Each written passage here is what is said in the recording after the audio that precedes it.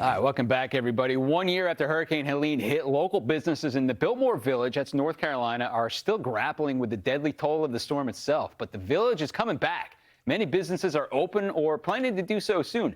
None of that would be possible without the efforts and hard work of the community that's coming together to support. And here to talk about the rebuilding process is Kara Irani, Director of Public Relations at the historic Biltmore Village Association. One of my favorite places of all time. Oh, what a gorgeous spot. So Kara, thank you so much for hanging out with us today. I mean, it's been a year since Helene, and as we know, the Biltmore Village horribly hit.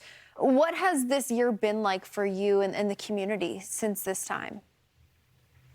We have really grappled with what the challenges of the aftermath of the storm have looked like here in Biltmore Village, particularly as a historic district. And we have been very proud of the community effort that has come together to help us get to where we are now, which is just 1 year out from the storm.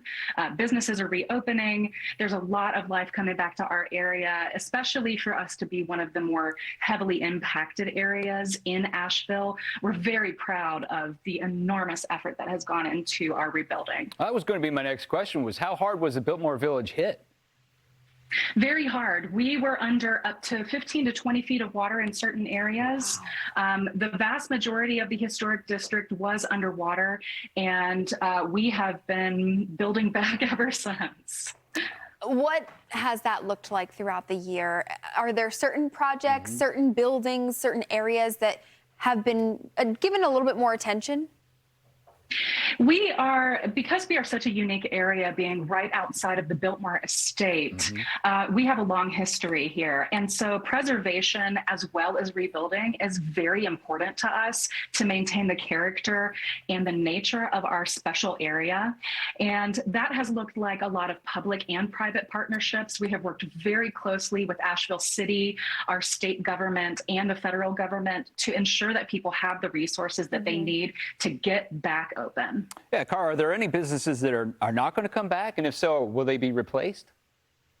We do have a few businesses that are not coming back, and we are already happily getting those spaces filled with other businesses that are anxious to be part of our district. It is a very special place, and we know that those spaces are moving fast already. So we anticipate to be 100% open by early 2026. Oh, that's amazing. I mean, that was my next question. Is there a goal or a milestone in place for the season ahead?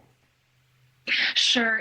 Everyone is at a different place in their recovery. We had people opening in April of this year. The Grand Bohemian opened in April. New Morning Gallery, which is where I am right now, a 50-year-long business here in Asheville, opened in May. We have openings tomorrow. We have openings next week. So everyone is on a different path, but they are all working very hard. And we anticipate that the majority of the district will be open by early 2026, so probably February or March. Oh, great. That's amazing. Kara, how are the leaves looking right now? We start to see the change this time of year. How's it shaping up so far? They are really starting to pop, especially at the higher elevations. Driving around in our area is so beautiful. A lot of vibrant reds are coming out, beautiful yellows. There's a ginkgo tree right outside my window that is absolutely gorgeous already. So yes, it is already happening. I love it. Kara, thank you so much for taking the time out. We know that you still need extra help out there. Rain is in the forecast, unfortunately, for the weekend. Got our eyes on the system for you for sure, but so far, looks like you guys are coming back a little bit stronger. Great to talk to you, Kara. Thank you so much. Thank you. Yeah.